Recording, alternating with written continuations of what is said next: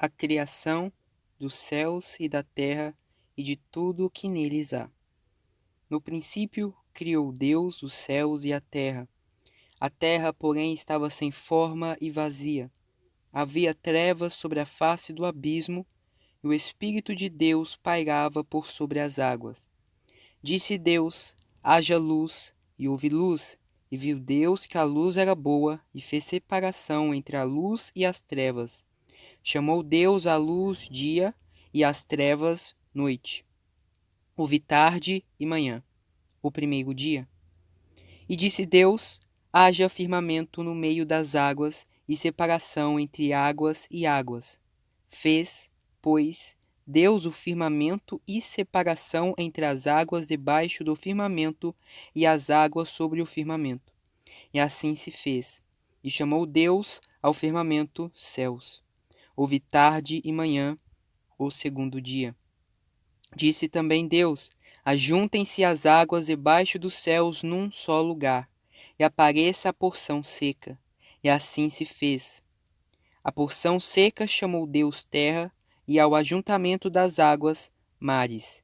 E viu Deus que isso era bom, e disse: produz a terra relva, ervas que deem semente, e árvores frutíferas que deem fruto segundo a sua espécie, cuja semente esteja nele, sobre a terra. E assim se fez. A terra, pois, produziu relva, ervas que davam semente segundo a sua espécie, e árvores que davam fruto, cuja semente estava nele, conforme a sua espécie. E viu Deus que isso era bom. Houve tarde e manhã, o terceiro dia. Disse também Deus: haja luzeiros no firmamento dos céus, para fazerem separação entre o dia e a noite. E sejam eles para sinais, para estações, para dias e anos. E sejam para luzeiros no firmamento dos céus, para alumiar a terra. E assim se fez. Fez Deus os dois grandes luzeiros, o maior para governar o dia e o menor para governar a noite. E fez também as estrelas, e os colocou no firmamento dos céus para alumiarem a terra, para governarem o dia e a noite e fazerem separação entre a luz e as trevas. Viu Deus que isso era bom. Houve tarde e manhã, o quarto dia. Disse também Deus: povoem-se as águas de enxames de seres viventes, e voem as aves sobre a terra, sob o firmamento dos céus. Criou, pois, Deus, os grandes animais marinhos e todos os seres viventes que rastejam, os quais povoaram as águas segundo as suas espécies, e todas as aves segundo as suas espécies. E viu Deus que isso era bom. E Deus os abençoou, dizendo: sede fecundos, multiplicai-vos e enchei as águas dos mares, e na terra se multipliquem as aves. Houve tarde e manhã, o quinto dia. Disse também Deus: produz a terra seres viventes conforme a sua espécie, animais domésticos, répteis e animais selváticos, segundo a sua espécie. E assim se fez. E fez Deus os animais selváticos, segundo a sua espécie, e os animais domésticos, conforme a sua espécie, e todos os répteis da terra, conforme a sua espécie. E viu Deus que isso era bom. Também disse Deus: façamos o homem à nossa imagem, conforme a nossa semelhança. Tenha ele domínio sobre os peixes do mar, sobre as aves do céu, sobre os animais domésticos, sobre toda a terra e sobre todos os répteis que rastejam pela terra. Criou Deus, pois, o homem à sua imagem, a imagem de Deus o criou. Homem e mulher os criou. E Deus os abençoou e lhes disse: sede fecundos, multiplicai-vos, enchei a terra e sujeitai-a. Dominai sobre os peixes do mar, sobre as aves do céu e sobre todo animal que rasteja pela terra. E disse Deus ainda: eis que vos tenho dado todas as ervas que dão semente e se acham na superfície de toda a terra, e todas as árvores em que há fruto que dê semente. Isso vos será para mantimento. E a todos os animais da terra, e a todas as aves dos céus, e a todos os répteis da terra, em que há fôlego de vida, toda árvore verde lhes será para mantimento. E assim se fez. Viu Deus tudo quanto fizera, e eis que era muito bom. Houve tarde e manhã, o sexto dia. Capítulo 2.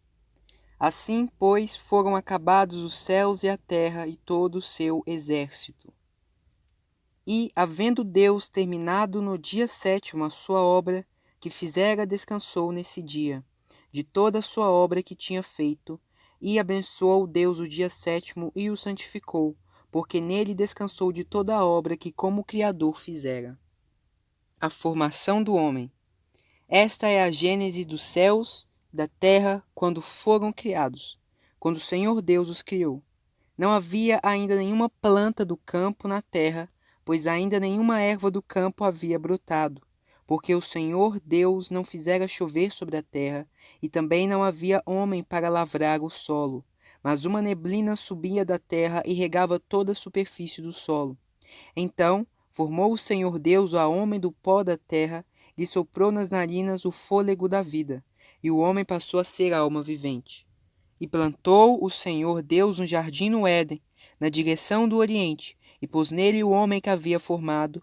Do solo fez o Senhor Deus brotar toda sorte de árvores, agradáveis à vista e boas para alimento, e também a árvore da vida no meio do jardim, e a árvore do conhecimento do bem e do mal.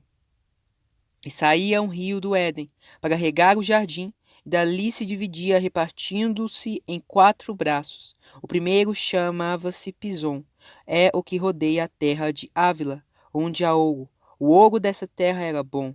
Também se encontraram lá o bidélio e a pedra de ônix.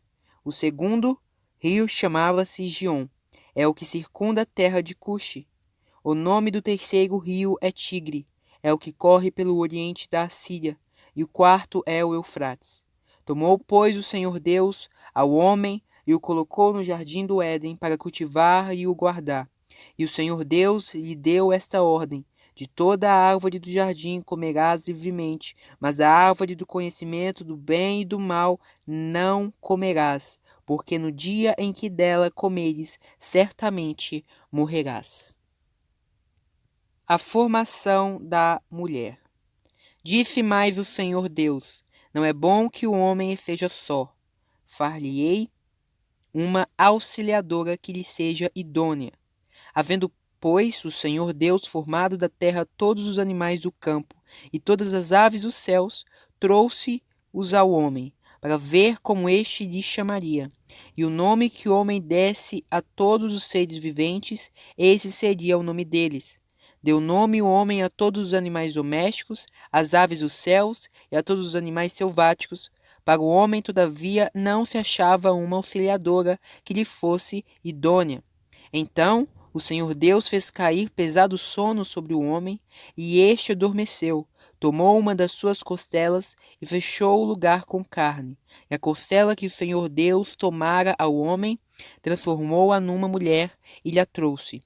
E disse o homem: esta, afinal, é osso dos meus ossos e carne da minha carne. Chamar-se-á varoa, porquanto do varão foi tomada. Por isso, deixa o homem pai e mãe e se une à sua mulher, tornando-se os dois uma só carne. Ora, um e outro, o homem e a sua mulher, estavam nus e não se envergonhavam. Capítulo 3. A queda do homem.